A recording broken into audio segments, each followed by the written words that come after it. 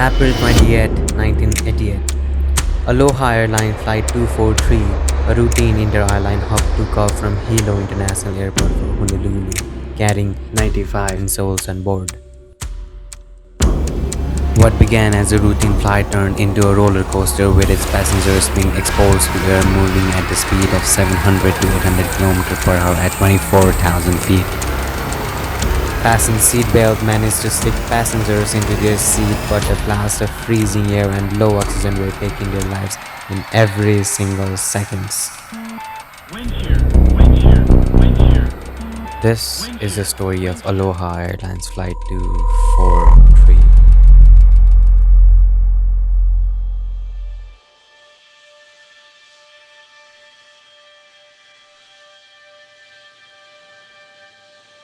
The aircraft involved was a Boeing 737 and was 152nd Boeing 737 airframe built at Renton Assembly Plant. It was built in 1969 and delivered to Aloha Airlines as a new aircraft. Flight 243 departed from Hilo International Airport at 13:25 on April 28, 1988 with 5 crew members and 90 passengers on board.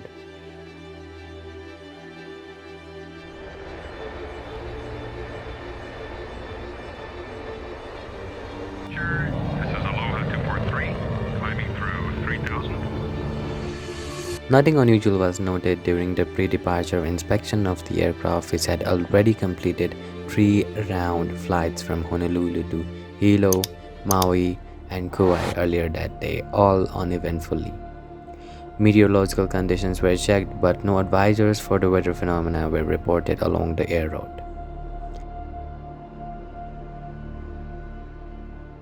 After a routine takeoff and ascent, the aircraft had reached its normal flight altitude of 24,000 feet. When at around 13:48, about 23 nautical miles southeast of Kahului on island of Maui, a section on the left side of the roof ruptured with a whistling sound. The captain felt the aircraft roll to left and right and controls went loose. Wind shear, wind shear. The first officer noticed a piece of gray insulation floating in the cockpit, and the cockpit door had broken away, and captain could see blue sky where the first class seating had been.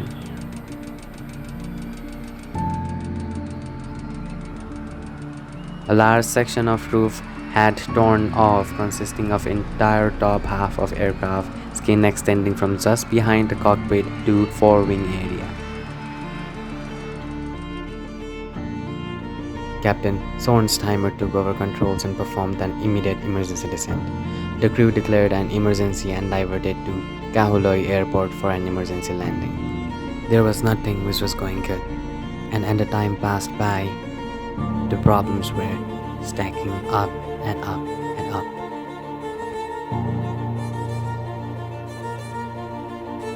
During the approach to the airport, the left engine failed and the flight crew was unsure if the nose gear was lowered correctly or not.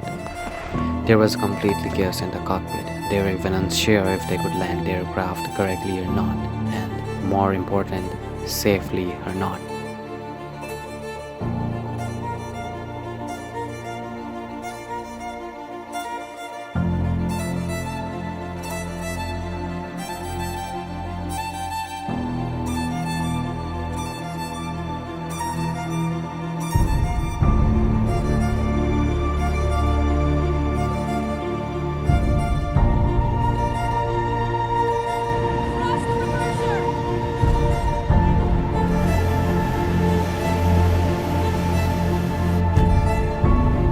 Aloha 243, just shut it down where you are. But nevertheless, they were able to land normally on runway 2 13 minutes after the incident.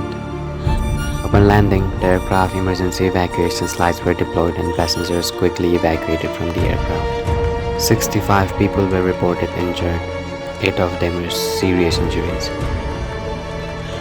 At that time, Maui had no plan in place for an emergency of this type.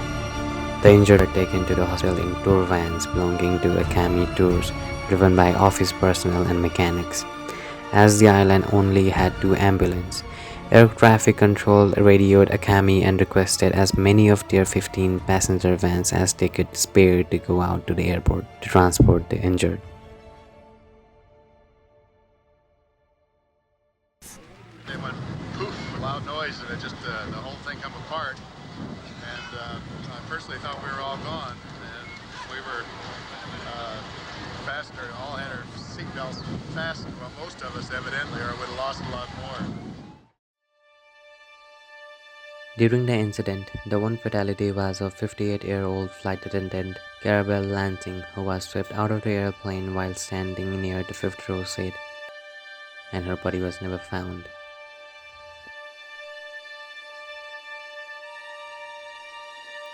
After the incident, additional damage to the airplane included damaged and dented horizontal stabilizer, both of which had been struck by flying debris. Some of the metal debris had also struck the aircraft's vertical stabilizer, causing slight damage. The leading edge of the boat wings and engine cowling had also sustained damage. The aircraft was damaged beyond repair and dismantled on the site and written off.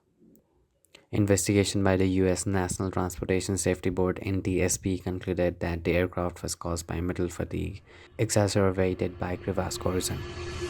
During an interview, passenger Gala Yamamoto told investigators that she had noticed a crack in the fuselage upon boarding but did not notify anyone.